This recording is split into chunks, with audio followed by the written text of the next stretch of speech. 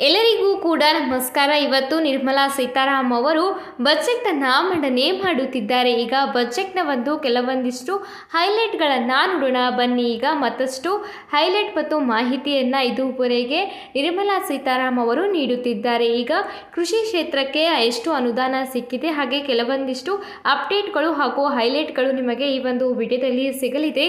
ಪ್ರತಿಯೊಬ್ಬರೂ ಕೂಡ ವಿಡಿಯೋನ ಸಂಪೂರ್ಣವಾಗಿ ನೋಡಿ ಮಾಹಿತಿಯನ್ನು ತಿಳಿದುಕೊಳ್ಳಿ.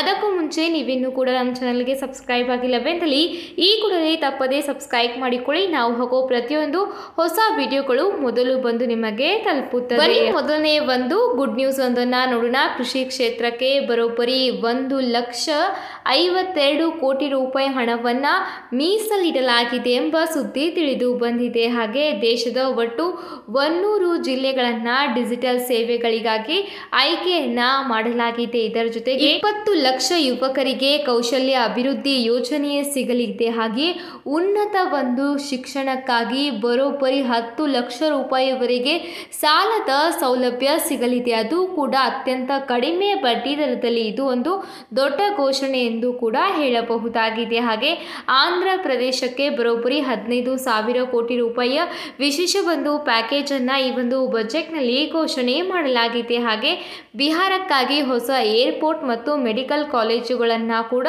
ಬಜೆಟ್ನಲ್ಲಿ ಘೋಷಣೆಯನ್ನ ಮಾಡಲಾಗಿದೆ. ಹಾಗೆ PM ಆವಾಸ್ ಯೋಜನೆಯಡಿಯಲ್ಲಿ 3 ಕೋಟಿ ಮನೆಗಳನ್ನು ನಿರ್ಮಾಣವನ್ನ ಮಾಡಲಾಗುವುದು. ಇದರ ಜೊತೆಗೆ ಮತ್ತೊಂದು ಗುಡ್ ನ್ಯೂಸ್ ಏನೆಂದರೆ 2 ಕೋಟಿ ಕುಟುಂಬಗಳಿಗೆ 300 ಯೂನಿಟ್ನವರೆಗೆ ಉಚಿತವಾಗಿ ವಿದ್ಯುತ್ ಕೂಡ ಸಿಗಲಿದೆ. ಹೌದು, ಸೋಲಾರ್ನ ವ್ಯವಸ್ಥೆಯಿಂದ ಉಚಿತವಾಗಿ ವಿದ್ಯುತ್ ಕೂಡ ಸಿಗಲಿದೆ. ಹಾಗೆ ಗ್ರಾಮೀಣ ಅಭಿವೃದ್ಧಿಗಾಗಿ ಬರೋಬ್ಬರಿ 2.66 ಲಕ್ಷ ಕೋಟಿ ರೂಪಾಯಿ ಹಣವನ್ನು ಮೀಸಲಿಡಲಾಗಿದೆ. ಹಾಗೆ ಬಿಹಾರಕ್ಕಾಗಿ ಬರೋಬ್ಬರಿ 26,000 ಕೋಟಿ ರೂಪಾಯಿ ವಿಶೇಷ ಅನುದಾನವನ್ನು ಈ ಬಜೆಟ್ನಲ್ಲಿ ನೀಡಲಾಗಿದೆ. ಹಾಗೆ ಮಹಿಳೆಯರ ಅಭಿವೃದ್ಧಿಗಾಗಿ 3 ಲಕ್ಷ ಕೋಟಿ ರೂಪಾಯಿ ಅನುದಾನ ಈ ಬಜೆಟ್ನಲ್ಲಿ ಇದೆ. ಹಾಗೆ ಮುದ್ರಾ ಲೋನ್ ಯೋಜನೆಯಡಿಯಲ್ಲಿ 10 ಲಕ್ಷ ರೂಪಾಯಿಗೆ ಇದ್ದ ಲೋನ್ನ ಮಿತಿಯನ್ನ 20 ಲಕ್ಷ ರೂಪಾಯಿಗೆ ಏರಿಕೆಯನ್ನ ಮಾಡಲಾಗಿದೆ. ಹಾಗೆ ಮಹಿಳೆಯರಿಗಾಗಿ ಆಸ್ತಿ ಖರೀದಿಗೆ ವಿಶೇಷ ಯೋಜನೆಯನ್ನ ಕೂಡ ತರಲಾಗಿದೆ. ಹಾಗೆ ನಗರದಲ್ಲಿ ವಾಸ ಮಾಡುವ ಬಡವರಿಗೆ 1 ಕೋಟಿ ಮನೆ ನಿರ್ಮಾಣ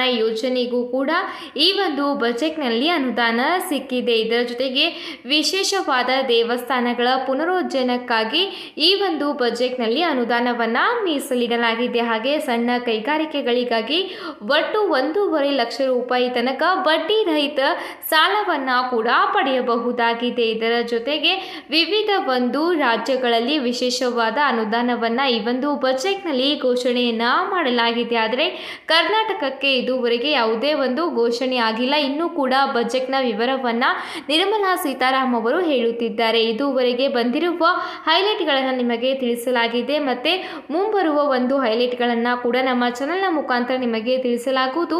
ಈ ವಿಡಿಯೋನ ಲೈಕ್ ಮತ್ತು ಶೇರ್ ಮಾಡಿ. ಧನ್ಯವಾದ.